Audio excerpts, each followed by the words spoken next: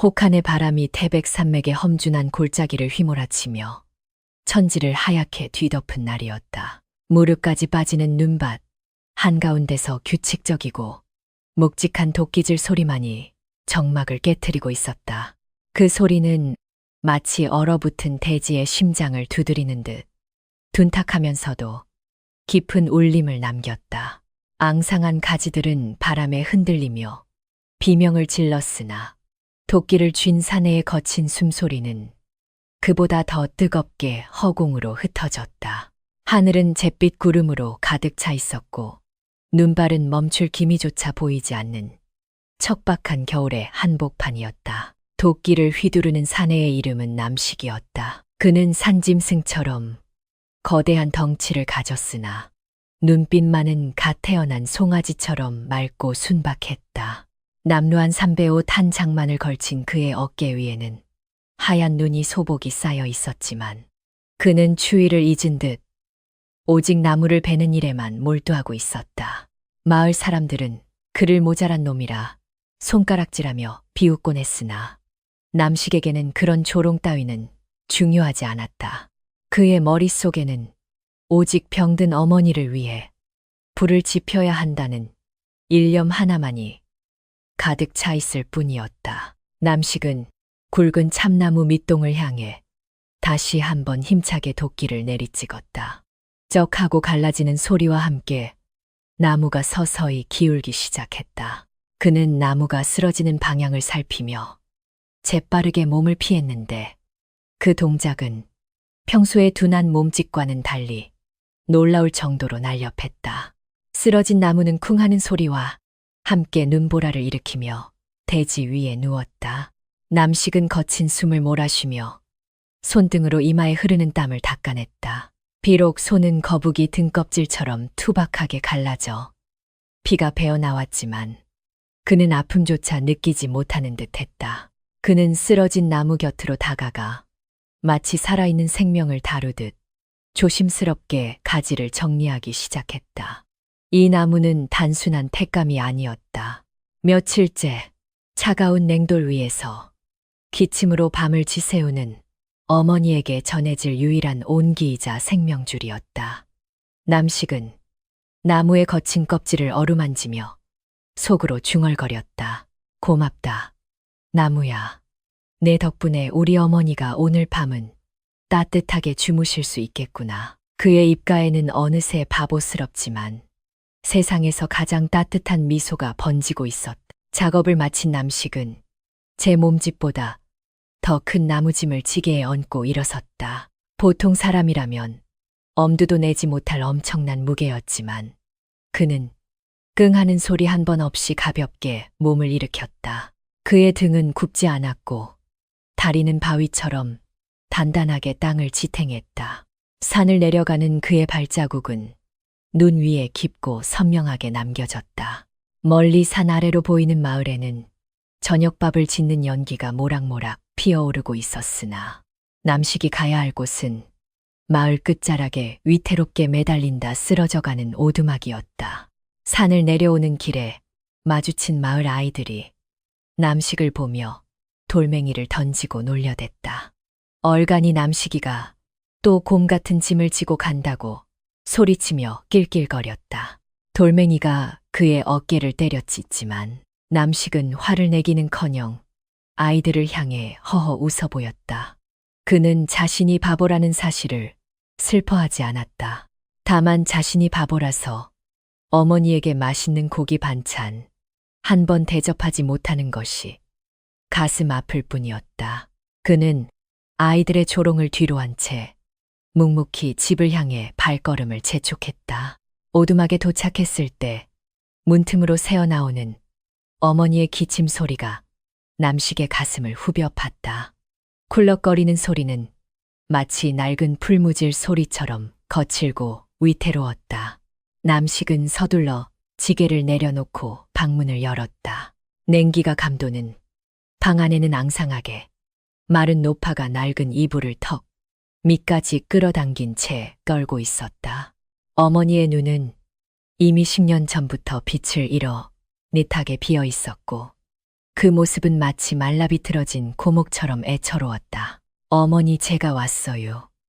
나무를 잔뜩 해왔으니 이제 곧 따뜻해질 거예요. 남식은 최대한 밝은 목소리로 말하며 어머니의 언손을 잡았다. 얼음장처럼 차가운 어머니의 손이 그의 크고 투박한 손 안에서 바스락거렸다. 어머니는 보이지 않는 눈을 들어 아들이 있는 쪽을 향해 더듬거렸다. 아이고, 내 새끼, 이 추운 날에 고생이 많았구나. 배는 고프지 않느냐. 어머니의 목소리는 갈라져 있었지만 아들을 향한 걱정만이 가득 담겨 있었다. 남식은 하루 종일 물 한 모금 마시지 못해 배가 등가죽에 붙을 지경이었지만 고개를 세차게 저으며 거짓말을 했다. 아유, 저는 산에서 산토끼를 잡아서 배 터지게 먹었어요. 걱정 마세요. 그의 뱃속에서는 천둥 같은 소리가 났지만 다행히 밖에서 몰아치는 바람 소리에 묻혔다. 그는 서둘러 아궁이에 불을 지피기 시작했다. 매캐한 연기가 방 안으로 스며들었지만 곧이어 퍼지는 온기에 어머니의 찌푸린 미간이 조금은 펴지는 듯했다. 타오르는 불꽃을 바라보며 남식은 깊은 시름에 잠겼다. 빽감은 해결했지만 쌀독은 바닥을 드러낸 지 오래였고 약탕기는 텅 비어 있었다. 의원 말로는 어머니의 병을 고치려면 귀한 약재가 필요하다고 했으나 나무를 팔아버는 돈으로는 입에 풀칠하기도 벅찼다. 이대로 가다가는 이번 겨울을 넘기지 못할 것이라는 불길한 예감이 그의 마음을 짓눌렀다. 불빛에 비친 그의 그림자가 벽 위에서 일렁이며 그의 불안한 마음을 대변하고 있었다. 그때 문득 마을 장터에서 들었던 이야기가 떠올랐다. 저 너머 큰 고개에 사는 거상, 곽대감이 숯을 구울 일꾼을 구한다는 소문이었다. 곽대감은 피도 눈물도 없는 지독한 구두쇠로 악명이 높았지만 그만큼 품씨는 확실하게 쳐준다는 이야기도 있었다. 하지만 그곳은 산세가 험하고 호랑이가 출몰한다는 위험한 곳이라 아무도 가려하지 않는 죽음의 일터였다. 남식은 타오르는 아궁이 불빛 속에서 곽대감의 기와집을 상상해 보았다. 어머니는 잠결에도 숨쉬기가 힘겨운지 가슴을 쥐어뜯으며 신음했다. 그 모습을 지켜보던 남식의 눈에 결연한 의지가 서리기 시작했다. 호랑이 굴에 들어가서라도 어머니를 살릴 수만 있다면 내 몸 하나 부서지는 것은 아무것도 아니었다. 그는 주먹을 꽉 쥐었다. 자신의 무지한 힘과 튼튼한 몸뚱이만이 유일한 재산이었다. 남식은 내일 날이 밝는 대로 곽대감의 집으로 찾아가기로 마음먹었다. 그것이 운명을 바꾸는 시작점인 줄은 꿈에도 모른 채였다. 밤이 깊어지자 눈보라는 더욱 거세져 오두막을 집어삼킬 듯이 포효했다. 문풍지가 찢어질 듯 펄럭이며 구슬픈 소리를 냈다. 남식은 잠든 어머니의 발치에 웅크리고 앉아 새우잠을 청했다. 그의 꿈속에서는 따뜻한 쌀밥과 고깃국이 김을 모락모락 피우며 어머니 앞에 차려져 있었다. 꿈에서조차 그는 배가 고프지 않았다. 오직 어머니가 환하게 웃는 모습만이 그가 바라는 세상의 전부였기 때문이었다. 이튿날 새벽동이 트기도 전에 남식은 자리에서 일어났다. 부엌 한 구석에 남은 말라빠진 고구마 몇 개를 삶아 어머니 머리맡에 놓아두었다. 어머니, 저 멀리 윗마을에 가서 며칠 일 좀 하고 올게요. 돈 많이 벌어서 약 지어 올 테니까 조금만 기다려요. 그는 잠든 어머니를 향해 큰 절을 올리고 조용히 문을 나섰다. 차가운 새벽 공기가 폐부 깊숙이 파고들어 정신을 번쩍 들게 했다. 마당에 쌓인 눈은 어제보다 더 높게 쌓여 있었다. 남식은 집신끈을 단단히 동여매고 곽대감의 집이 있다는 고개를 향해 첫 발을 내디뎠다. 그의 발자국은 아무도 밟지 않은 순백의 눈 위에 길게 이어졌다. 그 길은 고난과 시련의 가시밭길이었지만 동시에 기적을 향해 나아가는 희망의 길이기도 했다.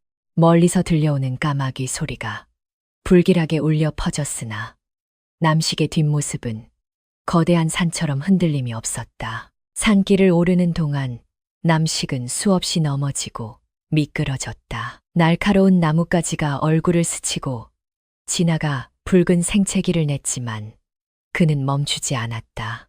숨이 턱끝까지 차오르고 다리가 천근만근 무거워졌지만 그때마다 어머니의 기침 소리를 떠올리며 이를 악물었다. 나는 바보라서 꾀를 부릴 줄 모른다. 그저 앞만 보고 갈 뿐이다. 그는 스스로에게 최면을 걸듯 되뇌며 험한 산길을 헤쳐나갔다. 마침내 산마루에 올랐을 때 저 멀리 웅장한 기와집들이 즐비한 곽대감의 저택이 눈에 들어왔다. 높은 담장과 으리으리한 대문은 마치 철옹성처럼 위압감을 주었다. 저곳에는 곳곳간마다 쌀과 재물이 넘쳐난다고 했다. 남식은 잠시 주눅이 들어 멈칫했으나 이내 가슴을 펴고 당당하게 걸음을 옮겼다. 그의 눈에는 곽대감의 저택이 부러움의 대상이 아니라 어머니를 살릴 약초가 있는 약방처럼 보였다. 대문 앞에 다다르자 건장한 하인들이 창을 들고 앞을 가로막았다. 웬 거지 놈이 기웃거리느냐. 썩 꺼지지 못할까. 하인들의 호통 소리가 쩌렁쩌렁 울렸다. 그러나 남식은 물러서지 않고 투박하지만 정중하게 허리를 굽혔다. 일하러 왔어요. 힘쓰는 일이라면 소처럼 일할 수 있어요. 제발 써주세요. 그의 목소리에는 절박함과 진심이 담겨 있어 듣는 이의 마음을 묘하게 움직이는 힘이 있었다. 그때 대문 안쪽에서 날카롭고 차가운 목소리가 들려왔다. 소처럼 일한다고 재미있는 놈이구나. 들여보내라. 그 목소리의 주인은 바로 곽대감이었다. 대문이 육중한 소리를 내며 열렸고 남식은 마치 거대한 짐승의 입속으로 걸어 들어가듯 발을 들여놓았다. 그 순간 하늘에서는 다시금 눈발이 굵어지며 남식의 어깨 위에 내려앉았다. 그의 운명을 가를 긴 겨울의 서막이 비로소 오르고 있었다. 곽대감의 저택은 마치 산 중턱에 애리를 튼 거대한 구렁이처럼 위압적이고 음산했다. 검은 기와가 층층이 쌓인 지붕은 하늘을 찌를 듯 솟아 있었고 높은 담장은 외부와 철저히 단절된 그들만의 왕국을 보호하고 있었다. 대문 앞에는 호랑이 가죽이 걸려 있어 보는 이로 하여금 오금을 저리게 만들었다. 남식은 태어나서 이렇게 으리으리한 집은 처음 보았다. 곳곳에서 들려오는 하인들의 고함 소리와 장작 패는 소리는 이곳이 얼마나 치열하고 바쁜 곳인지를 짐작게 했다. 그는 잔뜩 움츠러든 어깨를 펴보려 애썼지만 압도적인 분위기에 눌려 숨조차 크게 쉬기 힘들었다. 마당에 들어서자 수십 명의 일꾼들이 개미떼처럼 부지런히 움직이고 있었다. 그들은 거대한 통나무를 나르거나 톱질을 하고 있었는데 하나같이 표정이 어둡고 지쳐 보였다. 땀 냄새와 톱밥 냄새가 진동하는 가운데 마름이라 불리는 감독관이 채찍을 들고 그들 사이를 오가며 호통을 치고 있었다. 게으름 피우지 마라. 해가 지기 전까지 이 나무들을 다 처리하지 못하면 저녁밥은 없을 줄 알아라. 그의 목소리는 마치 쇠를 긁는 것처럼 날카롭고 비정했다. 남식은 그 광경을 보고 덜컥 겁이 났지만 어머니의 얼굴을 떠올리며 마음을 다잡았다. 남식이 쭈뼛거리며 서 있자 마름이 매서운 눈초리로 그를 쏘아보며 다가왔다. 덩치는 산만한 놈이 왜 여기서 얼쩡거리고 있느냐. 일하러 온 놈이면 썩 앞으로 나서지 못할까. 마름의 호통에 남식은 화들짝 놀라 허리를 굽신거렸다. 예, 저는 남식이라고 합니다요. 힘쓰는 일이라면 뭐든지 다 할 수 있습니다요. 남식의 목소리는 떨리고 있었지만 눈빛만은 간절함으로 불타오르고 있었다. 마름은 남식의 굵은 팔뚝과 넓은 어깨를 훑어보더니 비릿한 웃음을 흘렸다. 그때 안채 쪽에서 묵직한 발걸음 소리와 함께 곽대감이 모습을 드러냈다. 그는 기름진 비단옷을 입고 긴 곰방대를 물고 있었는데 눈매가 가늘고 날카로워 마치 먹이를 노리는 독수리 같았다. 곽대감은 마당에 들어서자마자 일꾼들을 쭉 훑어보더니 남식에게 시선을 고정했다. 호, 저놈은 꽤 쓸만하게 생겼구나. 힘께나 쓰게 생겼어. 곽대감의 목소리는 낮고 탁했지만 그 안에 담긴 위엄은 주변 공기를 얼어붙게 만들기에 충분했다. 남식은 곽대감 앞으로 불려나가 무릎을 꿇었다. 곽대감은 남식의 주위를 천천히 돌며 마치 장터에서 소를 고르듯 그의 근육을 찔러보고 만져보았다. 튼튼하군. 아주 튼튼해. 머리는 좀 모자라 보이지만 일 시키기에는 딱 좋겠어. 곽대감은 만족스러운 듯 고개를 끄덕이며 연기를 길게 내뿜었다. 남식은 모욕적인 언사에도 불구하고 그저 해에 웃으며 고개를 숙였다. 자신을 써주기만 한다면 어떤 취급을 받아도 상관없다고 생각했기 때문이었다. 곽대감은 곰방대를 털며 본론을 꺼냈다. 내가 힘이 좋다니 특별한 임무를 주마. 저 북쪽 귀신 골짜기에 가서 붉은 소나무를 베어 오너라. 그곳 나무가 숯을 만들면 최상품이 되거든. 주변에 있던 일꾼들이 그 말을 듣고 웅성거리기 시작했다. 귀신 골짜기라고요. 거긴 사람이 들어갔다 살아서 나온 적이 없는 곳 아닙니까? 일꾼들의 얼굴이 공포로 질렸다. 그러나 남식은 그곳이 얼마나 위험한 곳인지 알 턱이 없었다. 그저 일을 준다는 사실에 감사할 뿐이었다. 곽대감은 남식의 순진한 눈을 들여다보며 교활한 미소를 지었다. 보수는 두둑이 쳐주마. 올겨울 내내 그곳에서 나무를 해오면 네 어머니 약값은 물론이고 쌀가마니까지 얹어주지. 하지만 명심해라. 최상품 소나무가 아니면 엽전 한 푼도 줄 수 없다. 그것은 달콤한 제안이자 무시무시한 덫이었다. 곽대감은 남식이 실패해서 죽거나 성공하더라도 트집을 잡아 돈을 주지 않을 심산이었다. 하지만 남식에게는 그 말이 구세주의 복음처럼 들렸다. 정말입니까요? 정말 우리 어머니 약값을 다 주시는 겁니까요? 남식은 감격에 겨워 땅에 머리를 대누며 절을 했다. 고맙습니다. 대감마님, 정말 고맙습니다. 제 목숨을 바쳐서라도 꼭 좋은 나무를 해오겠습니다. 그의 우렁찬 목소리가 마당을 울렸다. 곽대감은 그런 남식을 보며 속으로 비웃었다. 참으로 어리석은 놈이로구나. 제 목숨이 파리 목숨인 줄도 모르고 날뛰다니. 그는 귀찮다는 듯 손을 휘저 남식을 물러가게 했다. 남식은 마름을 따라 일꾼들의 숙소로 향했다. 숙소는 허름한 흙벽돌 집으로 문을 열자마자 퀴퀴한 땀 냄새와 곰팡이 냄새가 코를 찔렀다. 좁은 방 안에는 수십 명의 사내들이 짐짝처럼 구겨져 누워 있었다. 그들은 새로 들어온 남식을 힐끔 쳐다보고는 혀를 찼다. 챙챙 불쌍한 놈. 제 발로 호랑이 아가리에 들어오다니. 누군가 작게 속삭였지만 남식은 그 말을 듣지 못했다. 그는 배정받은 구석 자리에 짐을 풀며 내일부터 시작될 생각에 가슴이 벅차올랐다. 저녁 식사 시간이 되자 주먹만한 보리밥 덩어리와 소금국 한 그릇이 배급되었다. 하루 종일 고된 노동에 시달린 장정들이 먹기에는 턱없이 부족한 양이었지만 남식은 그것조차 감지덕지했다. 그는 개눈 감추듯 밥을 먹어 치우고는 빈 그릇을 싹싹 핥았다.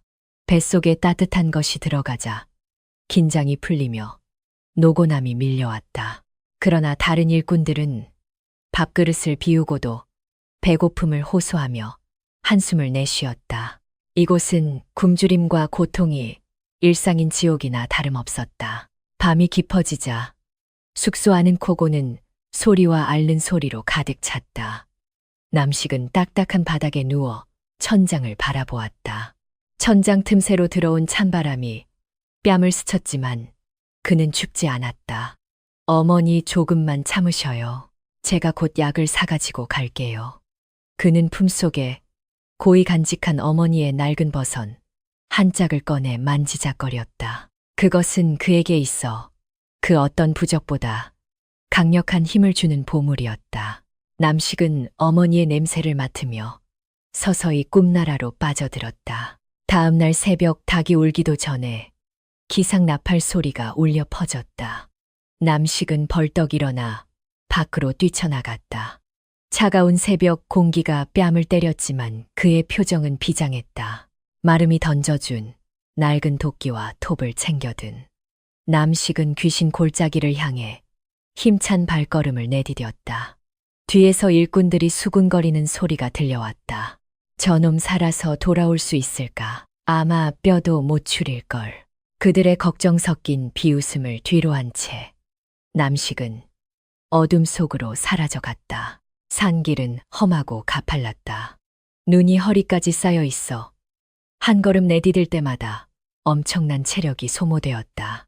게다가 귀신 골짜기라는 이름답게 산새 소리 하나 들리지 않는 기이한 정막이 감돌았다. 가끔씩 들려오는 바람 소리는 마치 원한 맺힌 귀신들의 울음소리처럼 들렸다. 보통 사람이라면 오금이 저려 주저앉았겠지만 남식은 오직 어머니 생각 하나로 두려움을 떨쳐냈다. 그의 발자국은 눈 덮인 산길에 깊은 흔적을 남기며 끊임없이 이어졌다. 마침내 골짜기 깊숙한 곳에 다다르자 곽대감이 말했던 붉은 소나무 군락이 나타났다. 나무들은 마치 용이 승천하는 듯 굽이치며 하늘로 솟아 있었고 껍질은 붉은색을 띠고 있어 신비로움을 자아냈다. 와, 정말 좋은 나무들이네. 남식은 감탄사를 연발하며 도끼를 고쳐 쥐었다. 이 나무들을 베어가면 곽대감도 기뻐할 것이고 그러면 약값을 받을 수 있을 것이다. 희망에 부푼 남식의 도끼질 소리가 고요한 골짜기를 울리기 시작했다. 하지만 작업은 생각보다 훨씬 힘들었다. 붉은 소나무는 돌처럼 단단해서 도끼날이 튕겨나가기 일쑤였고 톱질을 해도 잘 썰리지 않았다. 손바닥에는 금세 물집이 잡히고 피가 맺혔지만 남식은 쉴 새 없이 도끼를 휘둘렀다. 땀이 비오듯 쏟아져 내렸고 숨소리는 거친 짐승의 포효처럼 변해갔다. 해가 중천에 떴을 때쯤 겨우 한 그루의 나무가 쓰러졌다. 남식은 쓰러진 나무를 어루만지며 환하게 웃었다. 이제 시작이었다. 날이 어둑해질 무렵 남식은 지게에 나무를 가득 싣고 하산을 시작했다. 내려오는 길은 올라갈 때보다 더 위험했다. 미끄러운 눈길에서 중심을 잃지 않으려 안간힘을 썼지만 몇 번이고 넘어지고 굴렀다. 그때마다 그는 나무가 상하지 않았는지부터 살폈다. 자신의 몸보다 나무가 더 소중했기 때문이었다.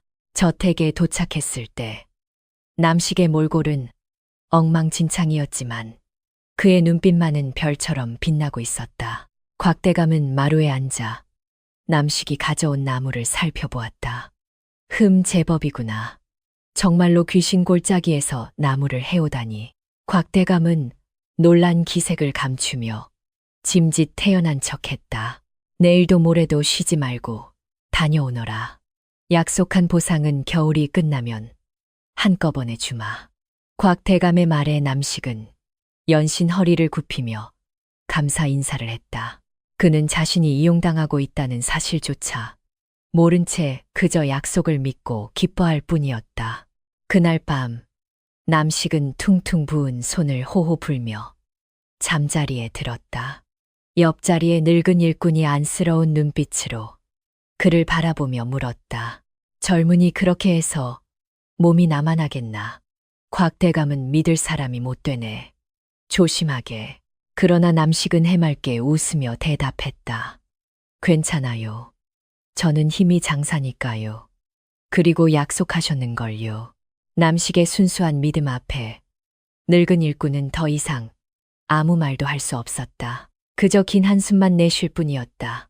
겨울바람이 문틈으로 스며들어 촛불을 위태롭게 흔들었다. 남식은 깊은 잠에 빠져들었다. 꿈속에서 그는 어머니와 함께 따뜻한 아랫목에 앉아 있었다.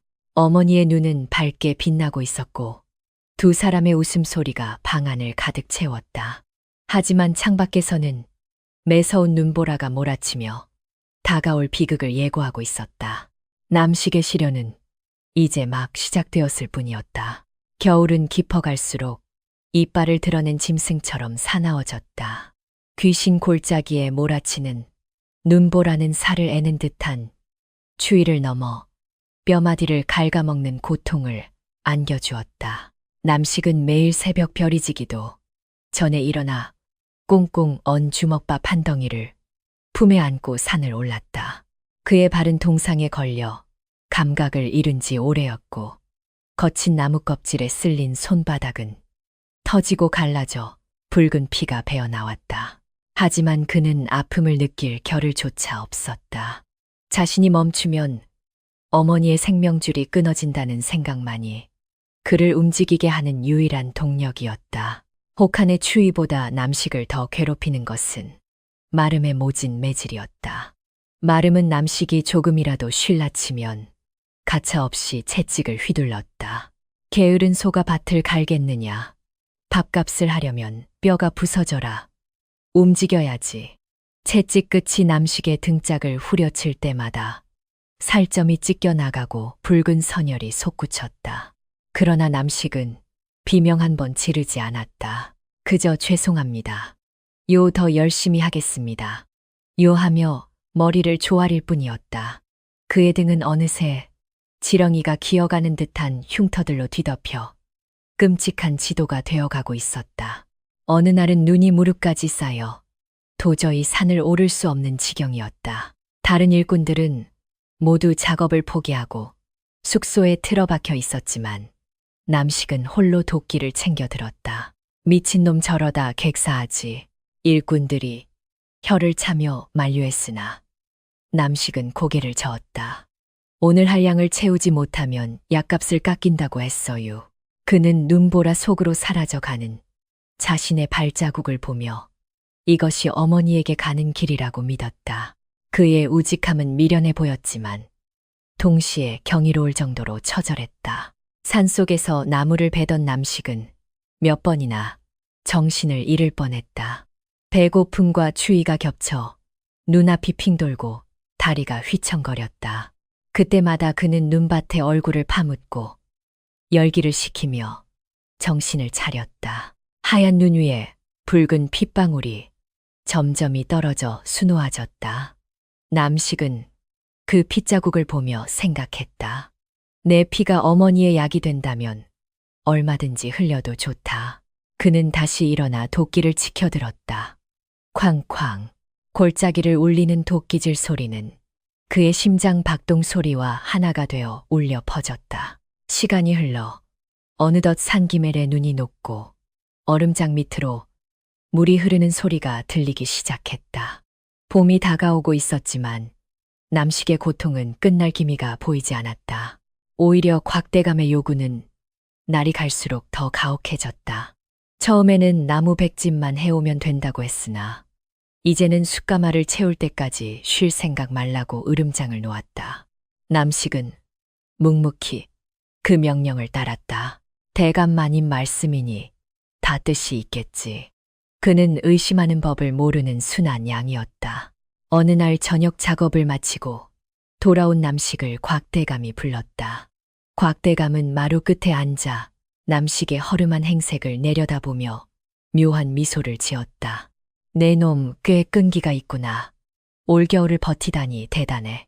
곽대감의 칭찬에 남식은 부끄러운 듯 몸을 비비고 왔다. 아닙니다. 요 대감마님 덕분입니다요. 남식은 칭찬 한마디에 그동안의 고생이 눈 녹듯 사라지는 것 같았다. 그는 순진하게 웃으며 곽대감의 다음 말을 기다렸다. 곽대감은 곰방대를 입에 물고 연기를 내뿜으며 말했다. 이제 곡간이 거의 다 찼다. 딱 열흘만 더 고생해라. 그러면 약속한 돈에 쌀가마니까지 얹어주마. 남식의 눈이 휘둥그레졌다. 정말입니까요? 열흘만 더 하면 되는 겁니까요? 그의 목소리가 떨려왔다. 어머니를 살릴 수 있다는 희망이 눈앞에 다가온 것 같았다. 곽대감은 고개를 끄덕이며 확신을 주었다. 암내가 거짓말을 하겠느냐. 제일 좋은 나무로 골라오거라. 그날 밤 남식은 잠을 이루지 못했다. 딱 열흘만 버티면 된다. 그는 손가락을 꼽아가며 날짜를 셌다. 퉁퉁 부은 손가락 마디마디가 욱신거렸지만 마음만은 구름 위를 걷는 듯 가벼웠다. 옆자리에 늙은 일꾼이 걱정스럽게 물었다. 곽대감이 정말 돈을 줄 것 같으냐? 내 보기엔 꿍꿍이가 있는 것 같은데. 그러나 남식은 고개를 저었다. 대감마님은 훌륭한 분이셔요. 약속을 꼭 지키실 거예요. 남식의 믿음은 흔들리지 않았다. 다음 날부터 남식은 미친 듯이 일했다. 하루에 나무를 2짐씩 해 나르며 자신의 한계를 시험했다. 잠도 줄이고 밥 먹는 시간도 아껴가며 도끼질을 했다. 그의 몸은 이제 한계점에 다다라 있었다. 근육은 비명을 지르고 관절은 삐걱거렸지만 정신력 하나로 버티고 있었다. 어머니의 환한 미소가 눈앞에 아른거리며 그를 지탱해 주었다. 그는 자신이 흘리는 땀방울이 곧 금화가 되어 돌아올 것이라 믿어 의심치 않았다. 마침내 약속한 열흘째 되는 날이 밝았다. 남식은 마지막 나무 짐을 지고 산을 내려왔다. 지게 위에는 그가 고른 최상품, 붉은 소나무가 얹혀 있었다. 발걸음은 그 어느 때보다 가벼웠고 입가에는 저절로 노래가 흘러나왔다. 이제 끝이다. 어머니 이제 살았어요. 그는 마을 어귀에 들어서며 곽대감의 저택을 바라보았다. 그곳이 자신을 구원해줄 천국처럼 보였다. 저택 마당에 들어서자 곽대감이 이미 나와 기다리고 있었다. 그의 곁에는 마름과 건장한 하인들이 도열해 있었는데 분위기가 심상치 않았다. 남식은 지게를 내려놓고 곽대감 앞으로 달려가 넙죽절을 했다. 대감마님, 약속대로 나무를 다 해왔습니다. 이제 어머니 약값을 주시는 거지요. 남식의 얼굴은 기대감으로 상기되어 있었고 눈망울은 초롱초롱 빛나고 있었다. 곽대감은 남식이 내려놓은 나무를 쓱 훑어보더니 싸늘한 표정으로 입을 열었다. 수고했다. 나무는 제법 좋구나. 그런데 말이다. 곽대감의 말꼬리가 흐려지자 남식의 심장이 덜컥 내려앉았다. 곽대감은 품에서 장부 하나를 꺼내 펼쳐 보였다. 내가 먹은 밥값과 숙식비, 그리고 도끼 사용료를 제하고 난이 남는 게 없더구나. 오히려 내가 나에게 돈을 더 내야 할 판이다. 남식은 자신의 귀를 의심했다. 예, 그게 무슨 말씀이셔요? 약속하신 돈은요? 쌀가마니는요? 그는 당황하여 말을 더듬었다. 곽대감은 코웃음을 치며 장부를 남식의 얼굴에 던졌다. 이 멍청한 놈아, 내 놈이 축낸 밥이 얼만 줄 아느냐. 겨울 내내 먹여주고 재워줬으면 고마운 줄 알아야지. 감히 돈을 달라고 해. 뻔뻔한 놈 같으니라고. 곽대감의 호통 소리가 청천벽력처럼 떨어졌다. 남식은 무릎을 꿇고 곽대감의 바지가랑이를 붙잡았다. 대감마님 제발요. 어머니가 기다리고 계셔요. 약을 못 사면 돌아가신단 말이에요. 제발 살려주세요. 그는 체면도 있고 울부짖었다. 눈물이 흙바닥 위로 뚝뚝 떨어졌다. 그러나 곽대감은 더럽다는 듯 발길질을 하여 남식을 걷어찼다. 저리 치워라. 어디서 감히 내 몸에 손을 대느냐. 하인들은 낄낄거리며 그 광경을 구경하고 있었다. 곽대감은 마름에게 눈짓을 보냈다. 마름은 기다렸다는 듯이 창고 구석에서 썩어 문드러진 나무 토막 하나를 들고 나왔다. 옛다 이거라도 가져가라. 내 놈 품깸으로는 이것도 과분하다. 마름은 썩은 나무를 남식의 앞에 툭 던졌다. 그것은 곰팡이가 슬고 벌레 먹은 구멍이 숭숭 뚫린 쓰레기나 다름없는 나무였다. 남식은 멍하니 그 나무를 바라보았다. 자신이 겨울 내내 피땀 흘려 바친 대가가 고작 이것이란 말인가. 가슴 깊은 곳에서 뜨거운 것이 치밀어 올랐다. 그것은 슬픔인지 분노인지 알 수 없는 감정이었다. 남식은 떨리는 손으로 썩은 나무 토막을 집어들었다. 어머니, 제가 바보라서 그래요. 제가 멍청해서 속은 거예요. 그는 자책하며 입술을 깨물었다. 입안에서 비릿한 피맛이 느껴졌다. 하인들이 달려들어 남식을 대문 밖으로 끌어냈다. 썩 꺼져라. 다시는 얼씬도 하지 마라. 대문이 쾅하고 닫히는 소리가 남식의 희망을 짓뭉개버렸다. 남식은 닫힌 대문 앞에 주저앉아 하염없이 울었다. 지나가는 바람조차 그의 울음소리를 피해갈 만큼 처절한 통곡이었다. 등 뒤의 흉터들이 불에 댄 듯 욱신거렸지만 찢겨진 마음의 상처에 비하면 아무것도 아니었다. 하늘에서는 때 아닌 진눈깨비가 흩날리며 그의 어깨를 적셨다. 봄은 왔으나 남식의 세상은 여전히 차가운 겨울 한복판에 갇혀 있었다. 대문은 굳게 닫혔고 남식은 차가운 눈바닥에 버려졌다. 그의 앞에는 곽대감이 적선하듯 던져준 시커먼 나무 토막 하나만이 덩그러니 놓여 있었다. 그것은 나무라고 부르기에도 민망할 정도로 흉물스러웠다. 껍질은 벗겨져 나가고 속은 벌레가 파먹어 구멍이 숭숭 뚫려 있었으며 군데군데 곰팡이가 슬어 비릿한 냄새를 풍겼다. 남식은 멍하니 그 썩은 나무를 내려다 보았다. 지난 겨울 뼈가 으스러지도록 일한 대가가 고작 이것이라니. 허탈함이 밀려와 온몸에 힘이 쭉 빠져나갔다. 담장 안쪽에서는 여전히 하인들의 비웃음 소리가 흘러나왔다. 저 바보 녀석, 저걸 진짜 보물인 줄 알고 가져갈까. 낄낄거리는 소리가 남식의 가슴을 후벼 팠다. 곽대감의 목소리도 들려왔다. 귀한 약재가 되는 나무라고 했으니 믿겠지. 멍청한 놈들은 속이기가 제일 쉬워. 그들의 말 한마디 한마디가 날카로운 비수가 되어 남식의 심장에 박혔다. 그는 주먹을 꽉 쥐어보았지만 얼어붙은 손가락은 말을 듣지 않았다. 분노보다 더 큰 절망이 그를 짓누르고 있었다. 남식은 비틀거리는 몸을 일으켜 나무 토막을 향해 손을 뻗었다. 당장이라도 저 대문을 부수고 들어가고 싶었지만 병든 어머니를 생각하면 그럴 수 없었다. 빈손으로 돌아가느니 이 썩은 나무라도 가져가서 아궁이에 떼야 했다. 적어도 오늘 밤 어머니의 방을 데울 때감은 될 테니까. 그는 떨리는 손으로 나무 토막을 잡았다. 그런데 이상한 일이었다. 겉보기엔 속이 텅 빈 썩은 나무 같았는데 들어보니 마치 쇠덩이처럼 묵직했다. 이게 뭐지? 왜 이렇게 무겁지? 남식은 잠시 의아했지만 곧 고개를 저었다. 물을 잔뜩 머금어서 그럴 거야. 썩은 나무니까. 그는 애써 자신을 납득시키며 나무 토막을 지게에 실었다. 지게가 휘청거릴 정도로 묵직한 무게감이 등을 압박해왔다. 하지만 그 무게는 그의 마음을 짓누르는 죄책감에 비하면 아무것도 아니었다. 어머니에게 쌀밥과 고깃국을 대접하겠다는 약속은 물거품이 되고 말았다. 남식은 무거운 발걸음을 옮겨 마을을 빠져나왔다.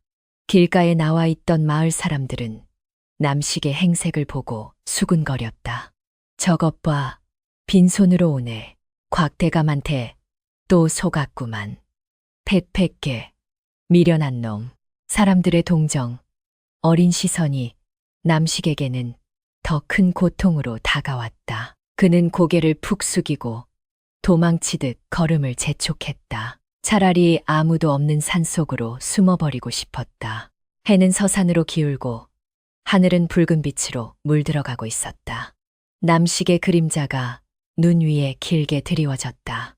배고픔이 밀려왔지만 위장은 이미 감각을 잃은 지 오래였다. 그저 목이 타들어 갈 듯 말랐다. 그는 길가에 쌓인 눈을 한 줌 집어 입안에 털어넣었다. 차가운 눈이 녹아 목구멍으로 넘어가자 정신이 조금 드는 것 같았다. 그래 살아야지. 어머니가 기다리시는데 죽을 수는 없어. 그는 다시 한번 마음을 다잡았다. 집으로 가는 길은 멀고도 험했다. 눈보라가 다시 몰아치기 시작했다. 거센 바람이 남식의 얇은 옷자락을 파고들며 체온을 빼앗아갔다. 다리가 후들거려 몇 번이나 주저앉을 뻔했지만 그때마다 지게에 실린 나무 토막이 쿵 하고 등을 때리며 그를 깨웠다. 마치 정신 차리라고 호통을 치는 것 같았다. 남식은 이를 악물고 눈보라를 뚫고 나갔다. 어느새 주위는 칠흑 같은 어둠에 휩싸였다. 남식은 어둠 속에서 희미하게 반짝이는 불빛을 발견했다. 자신의 오두막이었다. 어머니가 아직 깨어 기다리고 계신 모양이었다. 그 불빛을 보자마자 참았던 눈물이 왈칵 쏟아졌다. 어떻게 어머니 얼굴을 볼까? 무슨 낯으로 빈손으로 왔다고 말할까? 그는 집 앞에 다다라서도 선뜻 들어가지 못하고 서성거렸다. 방 안에서 기침 소리가 들려왔다. 콜록콜록. 낮보다 더 심해진 기침 소리에 남식의 가슴이 미어졌다. 그는 눈물을 훔치고 크게 심호흡을 했다. 아무렇지 않은 척, 밝은 척 해야 한다. 어머니가 걱정하지 않으시도록. 그는 억지로 입꼬리를 올리고 문을 열었다. 어머니 저 왔어요. 곽대감 댁에서 일을 마치고 왔어. 그의 목소리는 씩씩했지만 끝이 가늘게 떨리고 있었다. 방 안에 누워있던 어머니가 힘겹게 몸을 일으켰다. 아이고 내 새끼 왔구나.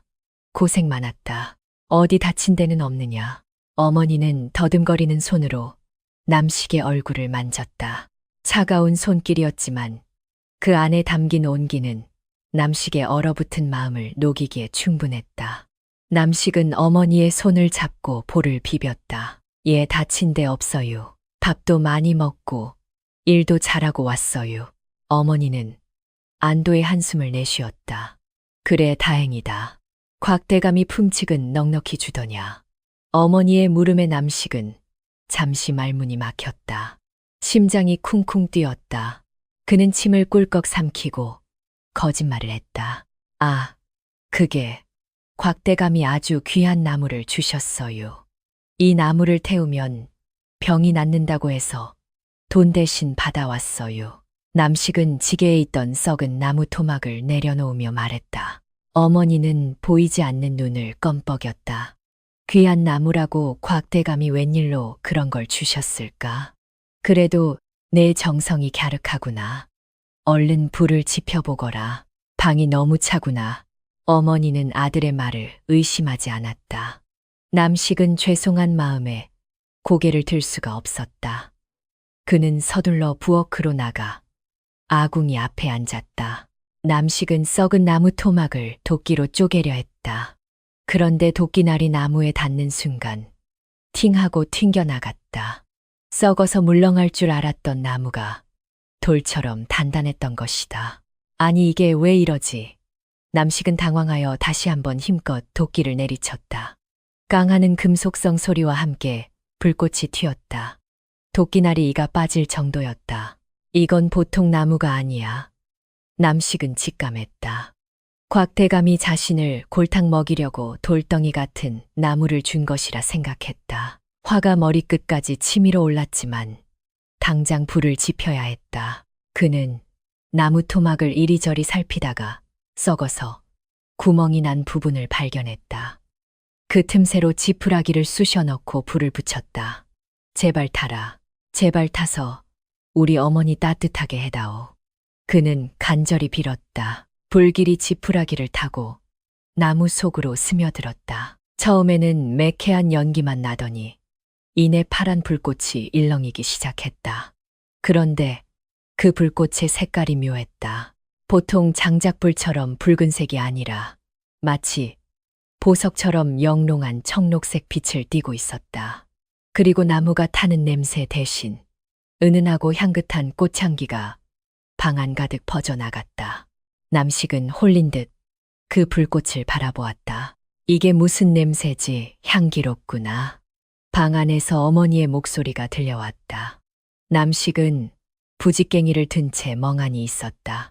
썩은 나무에서 어떻게 이런 향기가 날 수 있을까? 불길은 점점 거세져 아궁이를 집어삼킬 듯 타올랐다.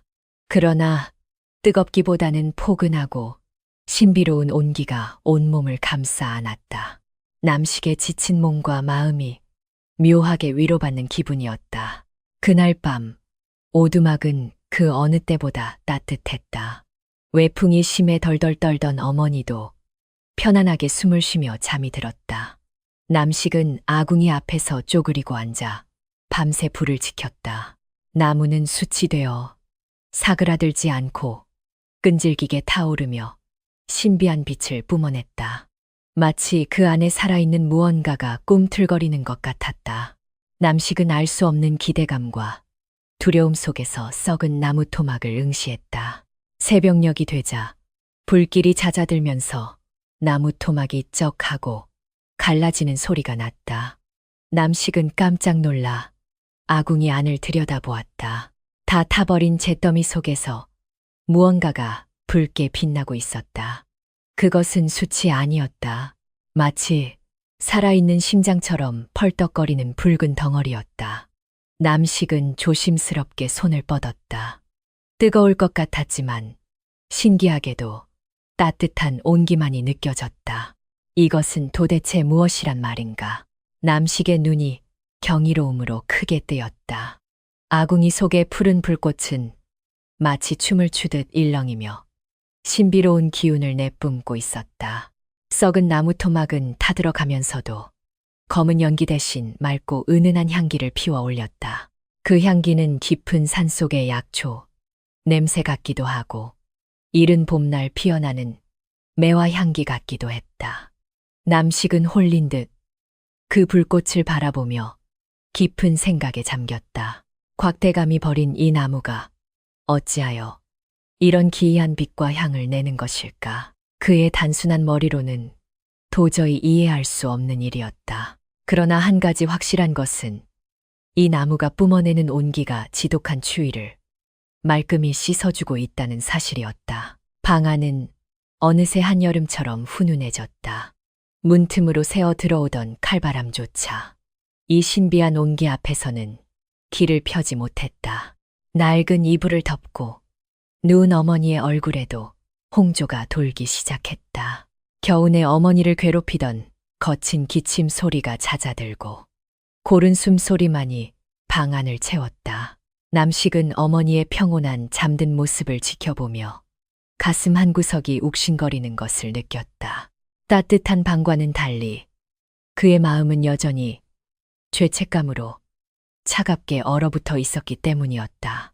어머니 못난 아들을 용서하세요. 약을 사오겠다고 큰 소리치고선 빈손으로 돌아왔어요. 남식은 속으로 몇 번이고 용서를 빌었다.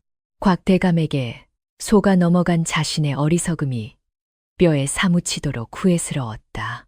자신이 조금만 더 똑똑했더라면, 조금만 더 의심이 많았더라면 이런 꼴은 당하지 않았을 텐데.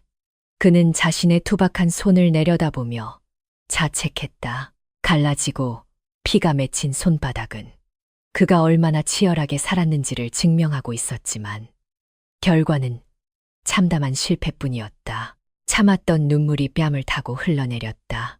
굵은 눈물방울은 턱 끝에 맺혔다가 툭 하고 떨어져 내렸다. 남식은 소리내어 울지도 못하고 어깨를 들썩이며 흐느꼈다. 어머니가 깰까봐 입을 틀어막고 숨죽여 울었다. 그의 눈물은 단순한 슬픔이 아니라 세상을 향한 원망과 자신에 대한 비참함이 뒤섞인 결정체였다. 눈물 한 방울이 아궁이 앞에 흙바닥에 떨어져 검은 자국을 남겼다. 그리고 또 한 방울이 튀어 타오르는 나무 토막 위로 떨어졌다. 치익하는 소리와 함께 나무 토막이 반응했다. 눈물이 닿은 곳에서 파란 불꽃이 더욱 거세게 타오르더니 갑자기 나무가 쩍하고 갈라지는 소리가 났다. 남식은 깜짝 놀라 눈물을 훔치고 아궁이 안을 들여다보았다. 검게 그을린 나무 껍질이 벗겨지면서 그 속에 감춰져 있던 붉은 속살이 드러났다. 그것은 일반적인 나무의 속살이 아니었다. 마치 굳어버린 피처럼 검붉고 투명한 결정체가 보석처럼 박혀 있었다. 그 붉은 결정체는 불빛을 받아 요사스럽게 반짝였다. 남식은 두려움, 반 호기심 반으로 부지깽이를 들어 껍질을 살짝 건드려 보았다. 그러자 껍질이 힘없이 부서져 내리며 붉은 덩어리가 온전히 모습을 드러냈다. 순간 방 안의 공기가 확연히 달라졌다. 향기는 더욱 진해져 머리가 맑아질 정도였고 온기는 피부 깊숙이 파고들어 지친 몸의 피로를 순식간에 녹여버렸다. 남식은 본능적으로 알 수 있었다. 이것은 평범한 나무가 아니라 세상에 둘도 없는 귀한 물건이라는 것을. 이게 뭐지? 피인가 아니면 보석인가? 남식은 조심스럽게 손을 뻗어 붉은 덩어리에 가까이 댔다. 뜨거울 것이라 예상했지만 놀랍게도 미지근한 온기만이 느껴졌다. 그는 용기를 내어 손끝으로 그것을 만져보았다. 딱딱하면서도 묘하게 탄력이 있는 감촉이었다. 손에 닿자마자 찌릿한 기운이 팔을 타고 올라와 심장까지 전해졌다. 그 기운은 남식의 굳어버린 근육을 풀어주고 꽉 막혀있던 가슴을 뻥 뚫어주는 듯했다. 남식은 붉은 덩어리를 꺼내어 손바닥 위에 올려놓았다. 주먹만 한 크기의 그것은 어둠 속에서도 스스로 빛을 내는 듯했다. 자세히 들여다보니 그 안에서 붉은 액체가 살아있는 것처럼 꿈틀거리고 있었다. 마치 용의 심장에서 흐르는 피가 굳어 만들어진 것 같은 형상이었다. 남식은 곽대감이 했던 말을 떠올렸다. 귀한 약재가 되는 나무라고 했지. 비록 그가 거짓말로 한 말이었지만 어쩌면 그것이 사실일지도 모른다는 생각이 들었다. 그때 깊은 잠에 빠져 있던 어머니가 끙하고 몸을 뒤척였다. 남식은 화들짝 놀라 붉은 덩어리를 품에 감췄다. 어머니 깨셨어요? 그가 조심스럽게 물었다. 어머니는 잠꼬대처럼 중얼거렸다. 아가 어디서 이렇게 좋은 냄새가 나느냐? 몸이 날아갈 듯 가볍구나. 어머니의 목소리는 평소와 달리 힘이 있었다. 남식은 가슴이 벅차올랐다. 이 붉은 덩어리가 어머니에게 힘을 주고 있는 것이 분명했다. 남식은 품속의 붉은 덩어리를 다시 꺼내어 어머니의 코끝에 가져다 대었다. 어머니, 이거 맡아보세요. 곽대감이 준 나무에서 나온 거예요. 어머니는 깊게 숨을 들이마셨다. 그러자 창백하던 얼굴에 혈색이 돌고 굳어있던 미간이 편안하게 펴졌다. 어머나 세상에, 향기만 맡았는데도 기운이 솟는구나. 이게 도대체 무엇이냐? 어머니는 보이지 않는 눈을 크게 뜨며 감탄했다. 남식은 확신했다. 이것은 하늘이 자신의 효심에 감동하여 내려준 선물이거나 아니면 조상님이 도우신 것이라고. 그는 붉은 덩어리를 소중하게 쥐었다. 어머니 내일 날이 밝으면 의원님께 가서 이게 뭔지 여쭤볼게요. 분명 아주 귀한 약일 거예요. 남식의 목소리에 다시 희망이 깃들었다. 그는 곽대감에 대한 원망도 잠시 잊은 채 오직 어머니가 나을 수 있다는 기대감에 부풀었다. 밤이 깊어가고 밖에서는 여전히 눈보라가 몰아치고 있었다. 하지만 오두막 안은 붉은 덩어리가 뿜어내는 온기로 봄날처럼 따뜻했다. 남식은 어머니의 머리맡을 지키며 앉아 있었다. 붉은 빛이 그의 얼굴을 비추었다. 그의 눈가에 맺힌 눈물 자국은 어느새 말라 있었고 대신 굳은 결의가 그 자리를 채우고 있었다. 그는 이 신비한 물건으로 반드시 어머니를 살려내고야 말겠다고 다짐했다. 새벽이 다가오자 붉은 덩어리의 빛은 조금씩 사그라들었다. 그러나 그 안에 담긴 생명력은 여전히 강력하게 맥동하고 있었다. 남식은 그것을 깨끗한 천에 싸서 품 깊숙이 넣었다. 심장 가까이에서 느껴지는 온기가 그를 안심시켰다. 그는 잠시 눈을 붙이기로 했다. 꿈속에서 그는 거대한 용이 되어 하늘을 날아오르는 꿈을 꾸었다. 그 용의 입에는 여의주 대신 붉게 빛나는 나무 토막이 물려 있었다. 아침 햇살이 문틈으로 들어와 남식의 눈을 깨웠다. 그는 벌떡 일어나 어머니를 살폈다. 어머니는 여전히 곤히 주무시고 계셨지만 숨소리는 그 어느 때보다 평온했다. 남식은 안도하며 밖으로 나갈 채비를 했다. 마을에서 제일 용한 의원에게 이 붉은 덩어리를 보여줘야 했다. 만약 이것이 정말 약이 된다면 집을 팔아서라도 값을 치를 각오가 되어 있었다. 그는 떨리는 가슴을 안고 문을 나섰다. 마당의 눈은 햇살을 받아 눈부시게 빛나고 있었다. 어제까지만 해도 절망의 바다로 보였던 눈밭이 오늘은 희망의 들판처럼 보였다. 남식은 품속의 붉은 덩어리를 다시 한번 확인했다. 그것은 여전히 따뜻했다. 곽대감이 버린 쓰레기가 나의 보물이 되었다. 남식은 주먹을 불끈 쥐고 의원의 집을 향해 힘차게 발걸음을 옮겼다. 그의 등 뒤로 긴 그림자가 씩씩하게 따라오고 있었다. 날이 밝자 남식은 서둘러 채비를 했다. 품속에 고이 간직했던 붉은 덩어리, 즉 용혈을 꺼내어 다시 한번 확인했다. 밤새 그 영롱한 빛은 조금도 줄어들지 않았고 오히려 표면에 이슬처럼 붉은 물기가 맺혀 있었다. 남식은 그 신비한 액체가 손에 묻어나는 것도 아랑곳하지 않고 조심스럽게 천으로 감쌌다. 마을 의원에게 보여주기 위해 작은 조각을 떼어내려 했으나 돌처럼 단단해 쉽게 떨어지지 않았다. 그는 끙끙대며 힘을 주다가 실수로 붉은 액체를 손가락에 듬뿍 묻히고 말았다. 그때 어머니가 부스스 잠에서 깨어났다. 아가 벌써 나갈 채비를 하느냐.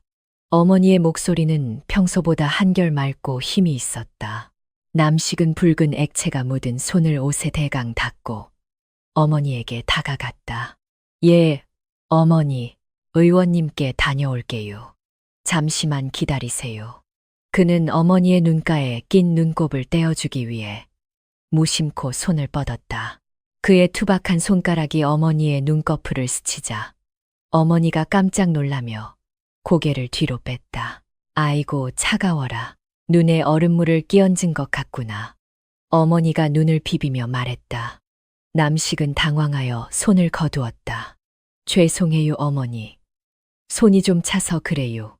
그는 자신의 실수에 가슴이 철렁했지만 어머니는 이내 편안한 표정을 지었다. 아니다, 시원하니 좋구나.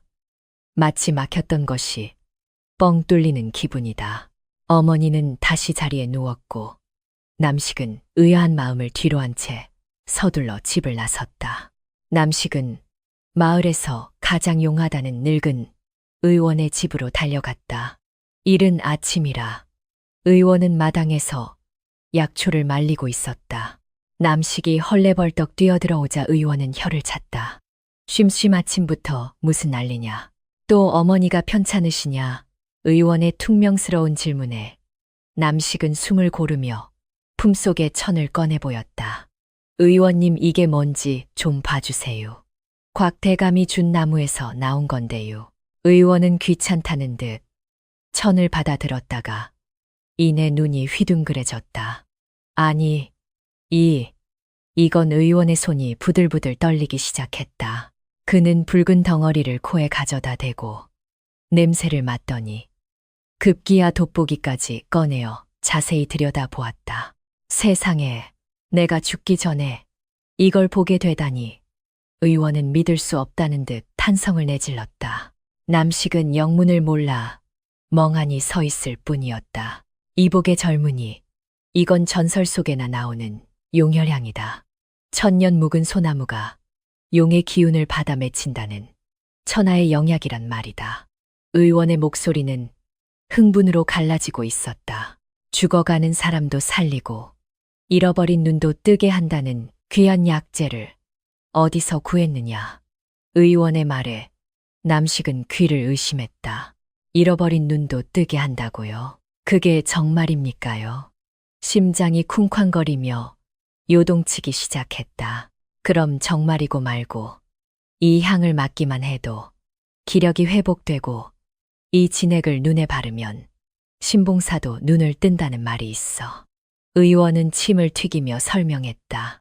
남식의 머릿속에 아까 어머니의 눈을 만졌던 순간이 스쳐 지나갔다. 자신의 손가락에 묻어있던 붉은 액체, 그리고 시원하다고 말했던 어머니. 설마. 남식은 등골에 소름이 돋았다. 그는 의원에게 인사도 하는 둥, 마는 둥 하고 다시 집을 향해 뛰기 시작했다. 발바닥에 불이 나는 것 같았지만 그는 멈출 수 없었다. 어머니, 어머니. 남식은 목이 터져라 어머니를 불렀다. 지나가는 사람들이 미친 사람 보듯 쳐다보았지만 지금 그에게 중요한 것은 오직 하나뿐이었다. 제발, 제발, 눈을 뜨게 해주세요. 그는 마음속으로 수천 번이고 빌었다. 집 앞에 도착했을 때 남식은 숨이 턱끝까지 차올라 있었다. 그는 덜덜 떨리는 손으로 방문을 열었다. 방 안은 여전히 고요했다. 어머니는 아까 누워있던 자세 그대로 미동도 하지 않고 있었다. 남식은 조심스럽게 어머니에게 다가갔다. 어머니, 저 왔어요. 의원님이 그러는데 이게 아주 귀한 약이래요. 그의 목소리는 기대와 불안으로 떨리고 있었다. 그때 어머니가 천천히 몸을 일으켰다. 그리고 남식이 있는 쪽으로 고개를 돌렸다. 평소 같으면 허공을 더듬거렸을 손이 정확하게 남식의 얼굴을 향해 뻗어왔다. 아가 왔느냐? 어머니의 목소리가 가늘게 떨렸다. 남식은 숨을 멈추고 어머니의 눈을 바라보았다. 10년 동안 닫혀있던 그 눈동자에 흐릿하지만 분명한 생기가 돌고 있었다. 남식아, 네가 보이는구나. 어머니의 입에서 믿을 수 없는 말이 흘러나왔다. 남식은 그 자리에 얼어붙었다. 정말, 제가 보이세요. 거짓말 아니지요. 그는 어머니의 무릎에 얼굴을 묻고 흐느꼈다. 어머니는 떨리는 손으로 아들의 얼굴을 어루만졌다. 그래 보인다. 우리 아들이 이렇게 듬직하게 생겼구나. 내 아버지를 쏙 빼닮았어. 어머니의 눈에서 맑은 눈물이 흘러내렸다. 그 눈물은 슬픔이 아니라 기적을 마주한 환희의 눈물이었다. 10년 만에 처음으로 보는 세상. 그리고 그 세상의 전부인 아들의 얼굴. 어머니는 눈을 떼지 못하고 남식의 구석구석을 살폈다. 거친 피부, 헝클어진 머리칼, 그리고 퉁퉁 부은 눈까지. 그 모든 것이 어머니에게는 사무치도록 그리운 풍경이었다. 남식은 고개를 들어 어머니와 눈을 맞췄다. 검고 깊은 어머니의 눈동자에 자신의 얼굴이 비치고 있었다. 그것은 세상 그 어떤 보석보다 아름다운 광경이었다. 어머니, 이제 제가 보이시는 거지요. 이제 우리 어머니 눈 뜨신 거지요. 남식은 아이처럼 울며 소리쳤다. 방 안 가득 채운 용혈향의 향기가 두 모자를 포근하게 감싸 안았다. 그날 이후 소문은 삽시간에 퍼져나갔다. 곽대감이 버린 썩은 나무가 용혈향이었고 그 덕분에 남식의 어머니가 눈을 떴다는 이야기는 마을 사람들의 입을 타고 온 동네방네로 퍼졌다. 사람들은 남식의 집에 몰려와 기적을 눈으로 확인하려 했다. 개안한 어머니가 마당을 걸어 다니는 모습을 본 사람들은 입을 다물지 못했다. 이것은 하늘이 내린 효심에 대한 보답이라며 칭송이 자자했다. 남식은 더 이상 바보 취급을 받지 않았다. 사람들은 그를 하늘이 낸 효자라 부르며 존경 어린 시선으로 바라보았다. 남식은 남은 용혈향을 팔아 쌀과 고기를 샀다. 어머니에게 평생 못 해드린 따뜻한 밥상을 차려드리기 위해서였다. 모자는 밥상머리에 앉아 서로의 얼굴을 바라보며 웃음꽃을 피웠다. 낡은 오두막집은 이제 세상에서 가장 행복한 궁전이 되었다. 하지만 행복 뒤에는 언제나 시기 어린 그림자가 따르는 법이었다. 소문을 들은 곽대감은 배가 아파 견딜 수가 없었다. 자신이 버린 쓰레기가 천하의 보물이었다니. 그는 땅을 치며 후회했지만 이미 버스는 떠난 뒤였다. 탐욕스러운 그의 눈빛이 다시금 번들거리기 시작했다. 그는 하인들을 불러 모아 은밀한 명령을 내렸다.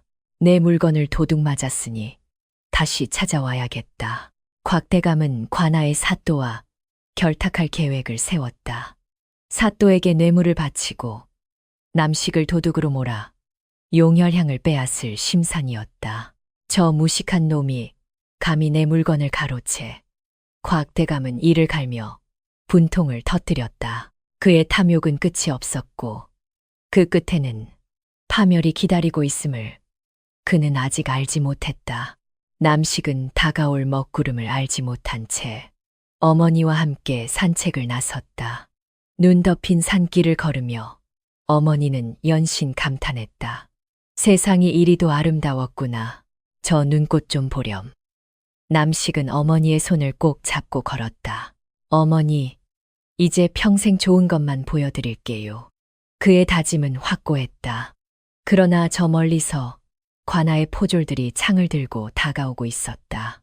평화로운 오후의 정적을 깨고 포졸들의 고함 소리가 들려왔다. 네, 이놈 남씨가 관아의 물건을 훔친 죄로 체포한다. 순식간에 들이닥친 포졸들이 남식을 포위했다. 어머니는 비명을 지르며 주저앉았고 남식은 당황하여 어쩔 줄을 몰랐다. 제가 도둑이라니요. 저는 그런 적 없어요. 남식의 외침은 공허하게 흩어졌다. 포졸들은 남식을 강제로 무릎 꿇리고 오라줄로 묶었다.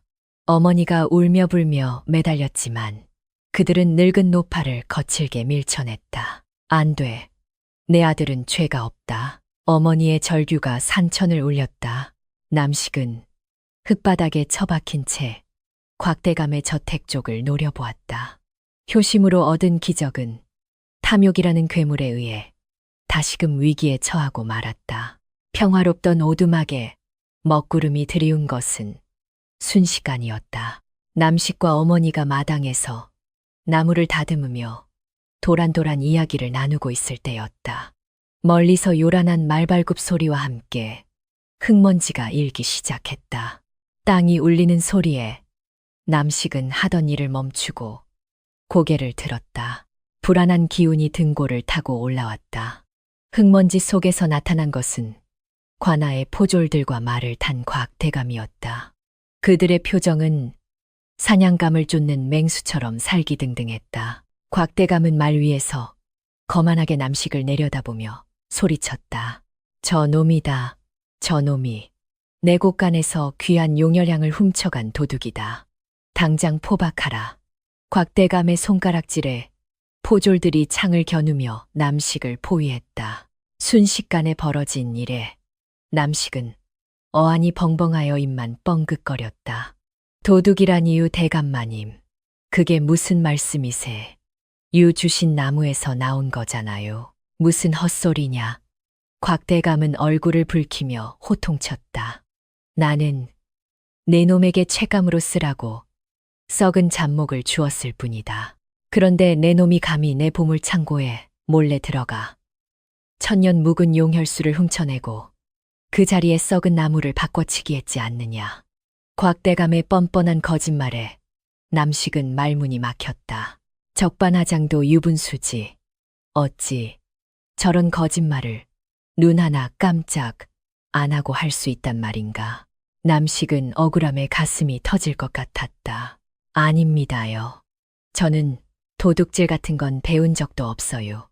정말로 대감마님이 주신 나무였어요.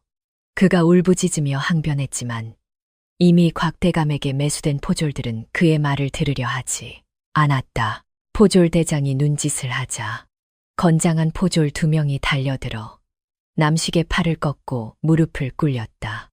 억센 힘에 눌린 남식의 무릎이 땅바닥에 처박혔다. 그 광경을 지켜보던 어머니가 비명을 지르며 달려나왔다. 아이고 나으리, 우리 남식이는 그럴 아이가 아닙니다. 법 없이도 살착한 아이입니다. 제발 살려주십시오. 어머니는 포졸의 다리를 붙잡고 애원했다. 눈을 뜬 지 얼마 되지 않은 어머니의 눈에서 다시금 뜨거운 눈물이 쏟아져 내렸다. 하지만 피도 눈물도 없는 포졸은 귀찮다는 듯 어머니를 발로 걷어찼다. 늙은이는 빠져 공무집행 방해로 같이 잡아가기 전에 어머니가 흙바닥에 나뒹굴자 남식의 눈이 뒤집혔다. 어머니, 이 나쁜 놈들아. 우리 어머니에게 손대지 마. 남식은 짐승 같은 괴력을 발휘하여 자신을 붙잡은 포졸들을 떨쳐냈다. 그의 우람한 덩치가 꿈틀거리자 포졸들이 나가 떨어졌다. 남식은 어머니를 보호하기 위해 앞을 가로막고 섰다. 그의 눈빛은 더 이상 순박한 시골 청년의 것이 아니었다. 분노로 이글거리는 그 눈빛에 포졸들도 잠시 주춤하며 뒤로 물러섰다. 저놈이 반항한다. 역적이다. 쳐라. 죽여도 좋다. 곽대감이 다급하게 소리쳤다. 포졸들은 육모방망이를 꺼내 들고 일제히 남식에게 달려들었다. 아무리 힘이 장사라 해도 훈련받은 포졸 여러 명을 당해낼 수는 없었다.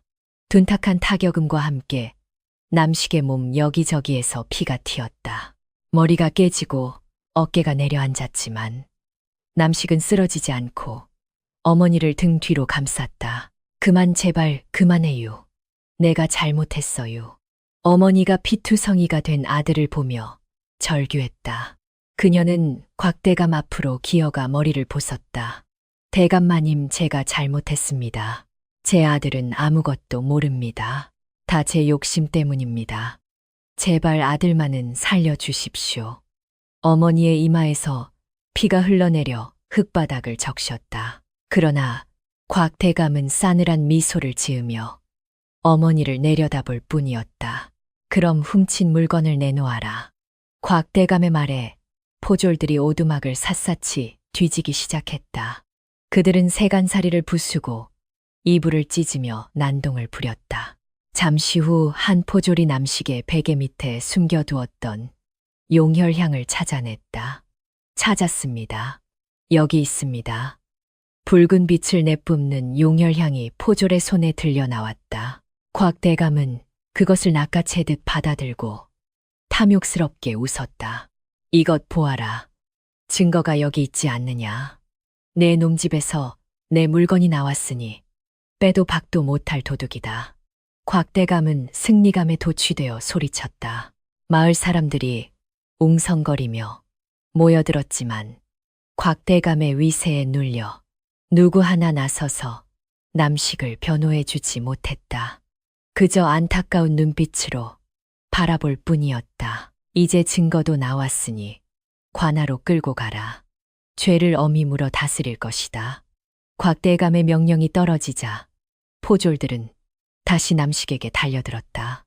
이미 만신창이가 된 남식은 저항할 힘조차 남아있지 않았다. 그들은 남식을 밧줄로 꽁꽁 묶어 말 뒤에 매달았다.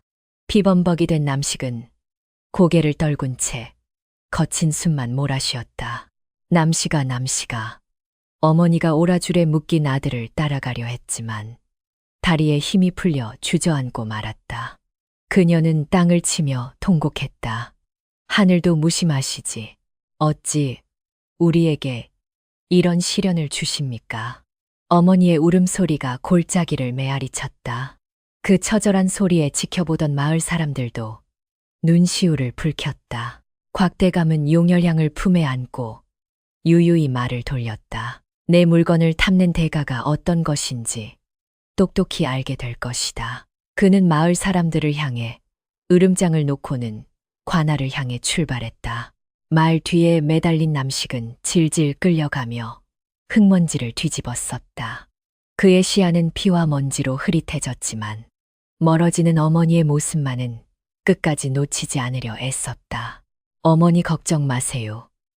제가 꼭 다시 올게요. 아프지 말고 계세요. 남식은 마음속으로 외쳤다. 입 밖으로 내뱉을 힘조차 없었지만 그의 간절한 눈빛이 어머니에게 닿기를 바랐다. 어머니는 아들의 모습이 점이 되어 사라질 때까지 그 자리에서 움직이지 않았다. 그녀의 눈물 젖은 눈동자에는 아들을 향한 그리움과 세상에 대한 원망이 깊게 새겨졌다. 관아로 끌려가는 길 내내 곽대감은 콧노래를 불렀다. 이제 이 보물은 내 것이다. 이걸 팔면 대대손손 부귀영화를 누릴 수 있겠지. 그는 남식의 고통 따위는 안중에도 없었다. 오직 자신의 손에 들어온 붉은 보석만이 중요할 뿐이었다. 하지만 그는 몰랐다. 남식이 흘린 피가 땅에 스며들어 잠자고 있던 산의 주인을 깨우고 있다는 사실을. 감옥에 갇힌 남식은 차가운 돌바닥에 쓰러져 있었다. 온몸이 부서질 듯 아팠지만 육체의 고통보다 더 큰 것은 마음의 상처였다. 믿었던 사람에게 배신당하고 어머니를 지키지 못했다는 자괴감이 그를 괴롭혔다. 어두운 감옥 창살 사이로 들어오는 달빛이 그의 피 묻은 얼굴을 비추었다. 남식은 주먹을 꽉 쥐었다. 이대로 죽을 수는 없었다. 반드시 살아나가서 진실을 밝히고 어머니를 모셔야 했다. 그 시각 곽대감의 저택에서는 성대한 잔치가 열렸다. 곽대감은 사또를 초대하여 용혈향을 자랑하며 술잔을 기울였다. 사또, 이 영롱한 빛을 보시오. 이것만 있으면 우리는 천하를 얻은 것이나 다름없소. 사또 역시 탐욕스러운 눈빛으로 용혈향을 바라보며 맞장구 쳤다. 대감의 운수가 대통하였습니다. 그깟 촌놈 하나 희생시키는 건 일도 아니지요. 두 악인의 웃음소리가 밤하늘을 더럽히고 있었다. 하지만 그들의 잔치는 오래가지 못했다. 용혈향이 갑자기 붉은 빛을 잃고 검게 변해가기 시작한 것이다. 어라, 이게 왜 이러지? 곽대감이 당황하여 용혈향을 흔들었다. 그러자 검게 변한 용혈향에서 스산한 냉기가 뿜어져 나오며 방 안의 촛불을 모두 꺼버렸다. 칠흑 같은 어둠 속에서 무언가가 깨어나는 소리가 들려왔다. 차가운 돌바닥에서 올라오는 냉기가 남식의 뼈마디를 파고들었다. 감옥 안은 칠흑 같은 어둠에 잠겨 있었고 퀴퀴한 곰팡이 냄새와 썩은 집 냄새가 진동하여 숨쉬기조차 힘들었다. 남식은 신음하며 몸을 뒤척였다. 곽대감의 하인들에게 맞은 상처가 불에 댄 듯 화끈거렸고 묶여있던 손목은 피가 통하지 않아 감각이 없었다. 그는 혀로 마른 입술을 축이며 주위를 둘러보았으나 보이는 것은 두꺼운 나무 창살과 그 너머로 희미하게 비치는 달빛뿐이었다. 그때 감옥 구석에서 거친 기침 소리가 들려왔다. 남식은 깜짝 놀라 그쪽을 응시했다. 어둠에 익숙해진 눈에 누더기를 걸친 노인의 모습이 들어왔다. 노인은 마치 시체처럼 웅크리고 앉아 있었는데 헝클어진 백발과 앙상한 모험이 애처로워 보였다. 그는 쉴 새 없이 마른 기침을 토해내며 가슴을 쥐어뜯고 있었다. 남식은 자신의 고통도 잊은 채 노인을 걱정스러운 눈길로 바라보았다. 이보시오, 영감님. 괜찮으세요? 남식이 조심스럽게 말을 걸었다. 노인은 대답 대신 쇳소리 섞인 숨을 몰아쉬며 고개를 저었다. 목이 타는구나. 물 한 모금만. 노인의 목소리는 모기 소리처럼 작고 위태로웠다. 남식은 주위를 둘러보았지만 물 한 방울 보이지 않았다. 그는 답답한 마음에 창살을 붙잡고 소리쳤다. 여보세요. 여기 물 좀 주세요. 사람이 죽어가요. 간수가 귀찮다는 듯 어슬렁거리며 다가왔다. 시끄럽다. 밤중에 무슨 고함이야. 간수는 투덜거리며 깨진 바가지에 담긴 물을 창살 사이로 들이밀었다. 옛다. 이거라도 마시고 조용히 해. 물은 흙탕물처럼 탁하고 냄새가 났지만 지금은 그마저도 귀했다. 남식은 허겁지겁 바가지를 받아들었다. 목구멍이 타들어가고 있어 당장이라도 마시고 싶었지만 그는 멈칫했다. 남식은 바가지를 들고 노인에게 기어갔다. 영감님, 여기 물이에요. 이거 드세요. 그는 자신의 입 대신 노인의 입에 바가지를 대주었다. 노인은 믿을 수 없다는 눈으로 남식을 쳐다보았다. 자네는 목마르지 않은가? 노인이 물었다. 남식은 침을 꿀꺽 삼키며 웃어 보였다. 저는 젊어서 괜찮아요. 영감님이 먼저 드세요. 그의 미소는 찢어진 입술 때문에 일그러졌지만 그 마음만은 세상 누구보다 아름다웠다. 노인은 떨리는 손으로 바가지를 받아 단숨에 들이켰다. 꿀꺽꿀꺽 넘어가는 소리가 감옥 안을 울렸다. 물을 다 마신 노인은 깊은 숨을 내쉬며 남식을 바라보았다. 그의 눈빛은 헝클어진 머리카락 사이로 예리하게 빛나고 있었다. 고맙네, 젊은이. 내 평생 자네 같은 사람은 처음 보는군.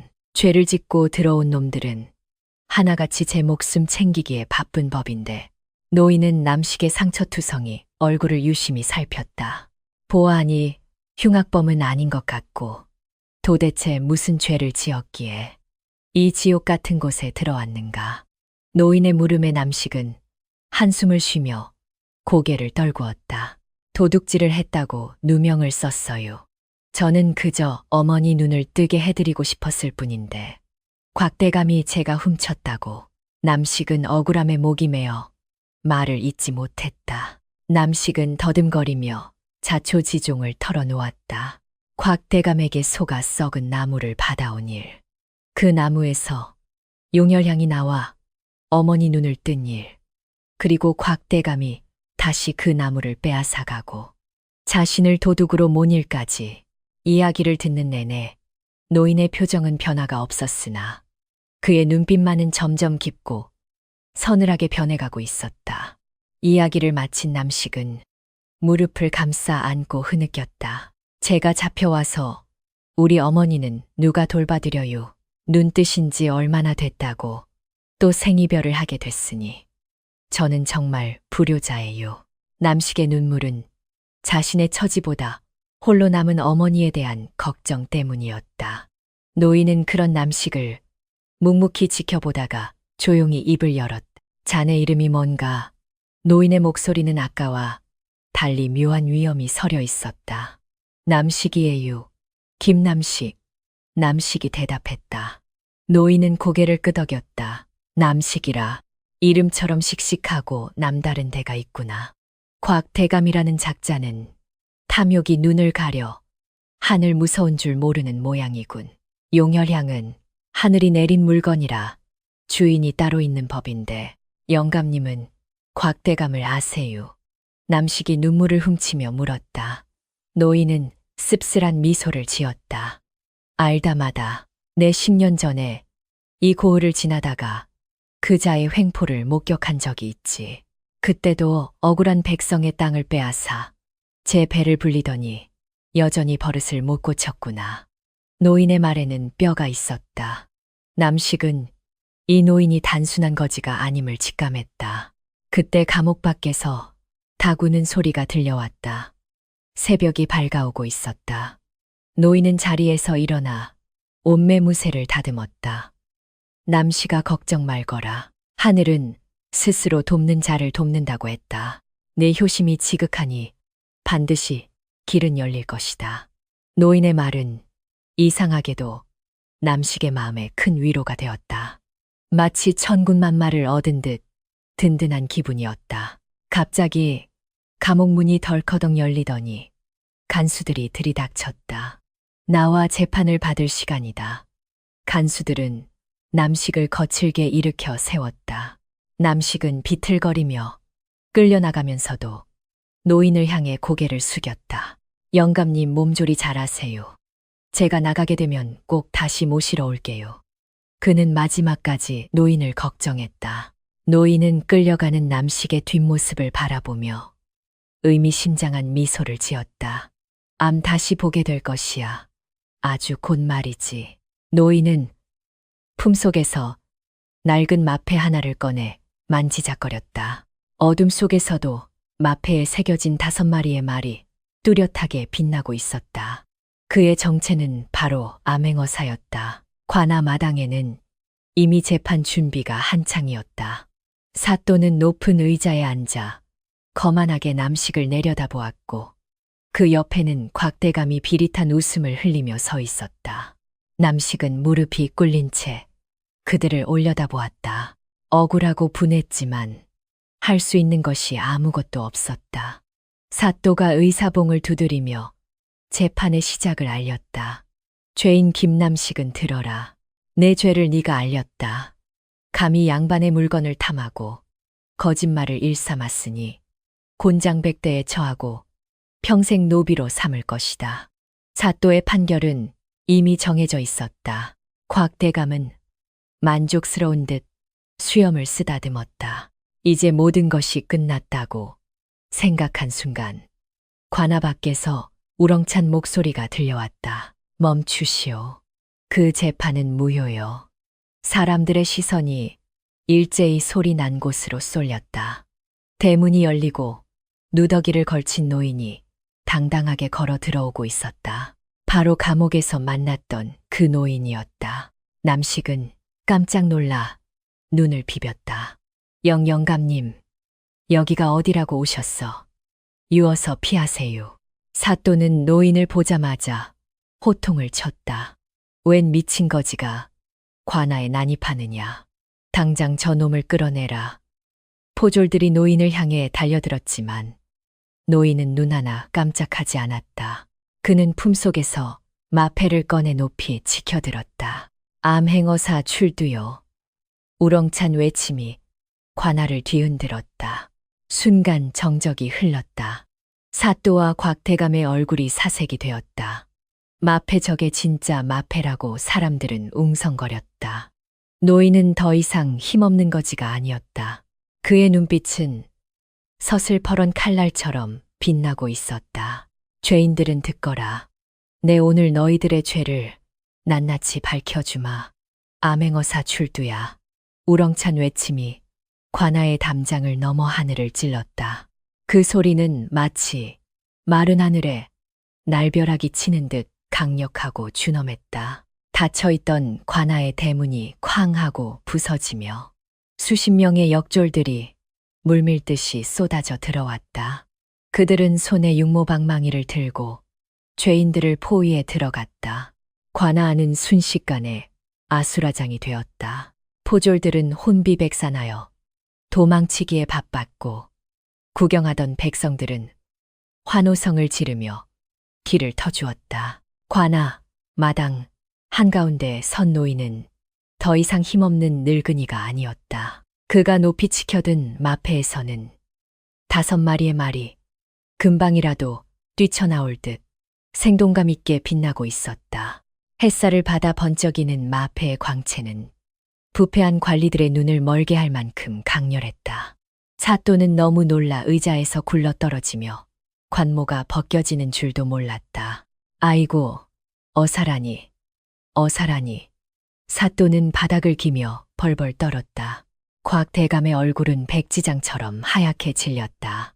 다리에 힘이 풀려 주저앉은 그는 믿을 수 없다는 듯 노인을 올려다보았다. 저 거지가, 아니, 저분이 어사또라고. 곽대감은 자신이 파놓은 함정에 스스로 빠졌음을 직감했다.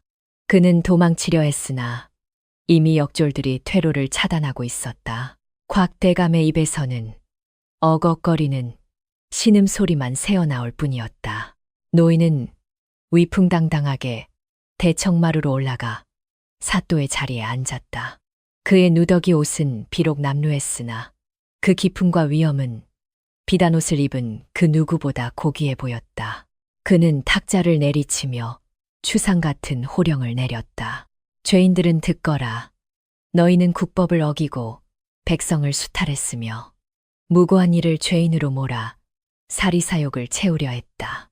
그 죄가 하늘에 닿으니 내 너희를 엄벌에 처하노라. 사또는 이마가 깨지도록 땅에 머리를 터무며 목숨을 구걸했다. 어사또 나으리, 죽을 죄를 지었습니다. 저는 그저 곽대감이 시키는 대로 했을 뿐입니다. 비굴하게 책임을 떠넘기는 사또의 모습에 백성들은 혀를 찼다. 곽대감 역시 납작 엎드려 빌었다. 나으리 한 번만 용서해 주십시오. 제가 눈이 멀어 잠시 미쳤나 봅니다. 제 전 재산을 바칠 테니 목숨만은 살려주십시오. 노인은 싸늘한 눈빛으로 곽대감을 내려다보았다. 내 놈의 재산은 원래 백성들의 피와 땀이다. 감히 뇌물로 죄를 덮으려 하다니 네 죄가 더욱 무겁구나. 노인은 역졸들에게 명령했다. 여봐라. 저 탐과 놀이들을 당장 포박하여 하옥시켜라. 그리고 곽대감의 곳간을 열어 훔쳐간 용혈향을 찾고 굶주린 백성들에게 곡식을 나눠주도록 하라. 역졸들이 달려들어 사또와 곽대감을 밧줄로 꽁꽁 묶었다. 그들은 남식을 묶었던 바로 그 오라줄에 묶여 끌려나가는 신세가 되었다. 아이고 곽대감, 나 좀 살려줘. 삿네, 또의 비명과 살려주게. 내 돈. 곽대감의 절규가 뒤섞여 관아를 가득 메웠다. 백성들은 그 모습을 보며 10년 묵은 체증이 내려가는 듯 시원해했다. 모든 죄인들이 끌려나가고 소란이 잦아들자 노인은 자리에서 일어나 뜰 아래로 내려왔다. 그는 여전히 무릎을 꿇고 있는 남식에게 다가갔다. 남식은 너무나 놀라고 당황하여 고개조차 들지 못하고 있었다. 감옥에서 만난 옆방, 영감님이 천하를 호령하는 암행어사였다니. 꿈만 같은 일이었다. 노인은 남식의 앞에 쪼그리고 앉아 직접 밧줄을 풀어주었다. 남식아 많이 놀랐느냐. 노인의 목소리는 다시금 자상한 할아버지의 것으로 돌아와 있었다. 남식은 떨리는 목소리로 대답했다. 여영감님, 아니, 어사또 나으리. 제가 몰라 뵙고 죽을 죄를 지었어요. 남식은 어찌할 바를 몰라 쩔쩔맸다. 노인은 남식의 투박한 손을 잡고 일으켜 세웠다. 아니다. 너는 죄를 지은 것이 없다. 오히려 네가 나를 살렸다. 네가 감옥에서 준 물 한 모금이 나를 깨우쳤고 내 효심이 내 마음을 움직였다. 노인은 남식의 상처투성이 얼굴을 안쓰럽게 어루만졌다. 고생 많았다. 이제 다 끝났다. 남식은 그제야 긴장이 풀리며 다리가 후들거렸다. 영감님, 정말 감사합니다. 정말 감사합니다. 남식은 노인의 손을 잡고 엉엉 울었다. 억울함과 고통, 그리고 안도감이 뒤섞인 눈물이었다. 노인은 남식의 어깨를 토닥이며 위로했다. 울지 마라. 너는 이 고을의 진정한 영웅이다. 하늘이 너를 통해 정의를 보여주셨구나. 그때 역졸 하나가 비단천에 쌓인 붉은 상자를 들고 왔다. 곽대감의 품에서 찾아낸 용혈향이었다. 노인은 상자를 받아 남식에게 건네주었다. 자, 이것은 원래 내 것이다. 내 효심이 만들어낸 기적의 산물이니 다시는 뺏기지 말고 어머니를 잘 모시거라. 남식은 떨리는 손으로 상자를 받아들었다. 상자 안에서는 여전히 따뜻하고 신비로운 붉은 빛이 새어나오고 있었다. 남식은 상자를 품에 꼭 안고 노인에게 큰절을 올렸다. 이 은혜 평생 잊지 않겠습니다. 어머니와 함께 평생 은인으로 모시겠습니다. 노인은 허허 웃으며 남식을 일으켰다. 되었다. 어서 어머니에게 가보거라. 내가 오기만을 목 빠지게 기다리고 계실 게다. 노인의 말에 남식은 퍼뜩 정신이 들었다. 어머니, 남식은 다시 한번 노인에게 고개를 숙여 인사하고는 뒤도 돌아보지 않고 달리기 시작했다. 어머니가 기다리는 집으로 따뜻한 밥상이 있는 곳으로 그의 발걸음은 날개를 단 듯 가벼웠다. 관아 문 밖에는 소식을 들은 마을 사람들이 남식을 향해 환호하며 박수를 보냈다. 남식아 장하다. 잘했다. 사람들의 응원 소리가 그의 등 뒤를 든든하게 받쳐주었다. 노인은 멀어지는 남식의 뒷모습을 흐뭇하게 바라보았다. 곁에 있던 부관이 물었다. 나으리 저 청년에게 더 큰 상을 내리지 않으십니까? 노인은 고개를 저었다. 저 청년에게는 어머니와 함께하는 평범한 하루가 그 어떤 벼슬보다 큰 상일 것이다. 우리는 그저 그 평범한 행복을 지켜주는 것으로 족하다. 관아의 마당에는 다시 평화가 찾아왔다. 부패한 관리들이 사라진 자리에는 맑은 바람이 불어왔고 하늘은 티 없이 푸르게 개어 있었다. 노인은 다시 삿갓을 눌러쓰고 보찜을 캤다. 아직도 이 땅 어딘가에는 억울한 백성들이 기다리고 있을 터였다. 암행어사의 발길은 멈추지 않고 또 다른 길을 향해 나아갔다. 남식은 바람을 가르며 달렸다. 관아에서 집으로 향하는 길은 멀고 험했지만 그의 발걸음은 구름 위를 걷는 듯 가벼웠다. 길가에 피어난 진달래꽃이 그를 반기듯 흔들렸고 따스한 봄바람이 상처 입은 뺨을 어루만져 주었다. 멀리서 오두막이 보이자 남식의 가슴이 벅차올랐다. 그곳에는 이제 어둠이 아닌 따뜻한 기다림이 있었다. 어머니 저 왔어요. 남식의 목소리가 메아리쳐 울렸다. 대문 앞에는 어머니가 서성이고 있었다. 예전 같으면 지팡이의 의지에 허공을 더듬거렸을 테지만 지금은 두 눈을 크게 뜨고 아들이 오는 길을 바라보고 있었다. 어머니는 멀리서 달려오는 남식을 보자마자 단번에 알아보았다. 내 아들 남식아. 어머니는 신발도 신지 않은 채 맨발로 뛰어나왔다. 두 모자는 길 한복판에서 서로를 끌어안고 덩실덩실 춤을 추었다. 어머니 이제 다 끝났어요. 나쁜 사람들은 다 잡혀갔고 우리는 이제 행복할 일만 남았어요. 남식은 어머니의 등을 토닥이며 말했다. 어머니는 아들의 얼굴을 어루만지며 눈물을 흘렸다. 그래 고생했다. 우리 남식이가 장하다. 하늘이 우리를 도우셨구나. 어머니의 눈물은 더 이상 슬픔이 아닌 기쁨의 이슬이었다. 관아에서 풀려난 뒤 마을에는 큰 변화가 찾아왔다. 곽대감의 창고가 열리고 그동안 수탈당했던 곡식들이 백성들에게 골고루 나눠졌다. 굶주림에 허덕이던 마을 사람들은 배불리 먹고 웃음을 되찾았다. 남식 역시 그 공로를 인정받아 곽대감의 재산 중 일부와 용혈향을 정당하게 소유하게 되었다.